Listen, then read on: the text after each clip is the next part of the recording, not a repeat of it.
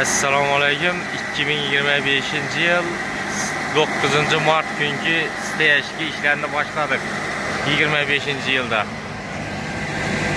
Trambopki evzetilini teyine urladı. Su sepip trambopkilenedi. Şevin daş ayladı. Setki taş aladı. Mikserde kuyuladı. Birimiz 30 metre uzunu var diyorlar. Plimot aplak gide kuyuladı yine.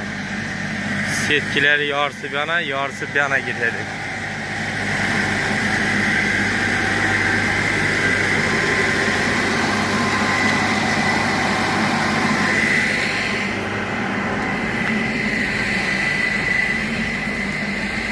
Üstünden yine helikopterem yürütüledi. Vartalyot ebzetilini yürütüledi yine.